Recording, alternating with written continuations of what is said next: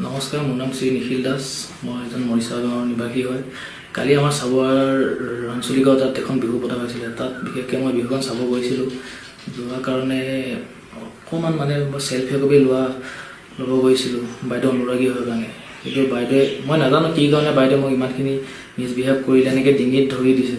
তাৰপাছত আকৌ আপোনাৰ এনেকৈ লাহেকৈ ষ্টেজৰ পৰা ঠেলি পেলাই দিছে। ঠেলি পেলাই দিয়াৰ পাছতো মই চেল্ফিটো লোৱাৰ কাৰণে ইমান ভুল কৰিলোঁ নেকি, সেইটো কওকচোন আপোনালোকে ৰাইজে। তাৰপাছত তলত আহি মই আপোনাৰ হাত দাঙিও দিছোঁ মই আপোনালোকক, যে চেল্ফি লোৱাৰ কাৰণে যদি ভুল হৈ গ'ল মোক মাফ কৰি দি পেলাই হাতখনো মই দাঙি দিছিলোঁ।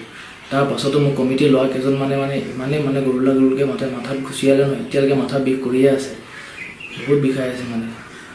কি কাৰণে মাৰিলে, কি কাৰণে কালিতো ভালকৈ ক'ব পাৰে ন কথা। যদি কিবা ভুল আছে ভালকৈ বহাই মেলি বা ভালকৈ সুধিবও পাৰে। কিন্তু ডাইৰেক্ট দুজন লোৱা অকল কমিটি অকল দুজন লোৱা ইমান গুৰুকৈ মাৰিলে নহয় মোক।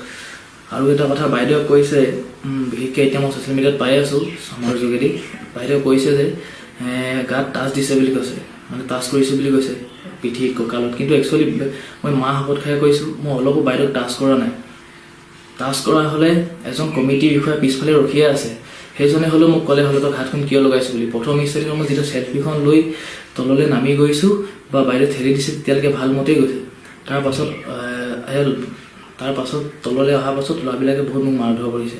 যদি মই বাইদেউ টাচ কৰা হ'লে তাহাঁতৰ যোনখিনি মিউজিচিয়ান আছিলে পিছত তাহাঁতি হ'লেও গম পালে হ'লে যে মই এইটো ভুল কৰিছোঁ, যে ক'লে হ'লে। কিন্তু সেইটো একো ভুল নাই কৰা। সকলো ৰাইজে দেখিয়ে আছে মই কি কৰিছোঁ কি নাই কৰা।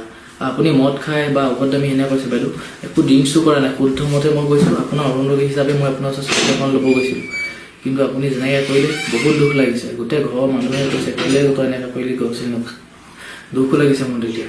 আৰু যোনে মোৰ মোবাইলত ফোনে কৰি আছে, তই কি কৰিলি, কেলৈ গৈছিলি, বহুত বেয়া লাগিছে আজি বাইদেউ। আপোনাৰ অনুৰাগী হিচাপে আজি মনটো বহুত দুখ লাগিছে।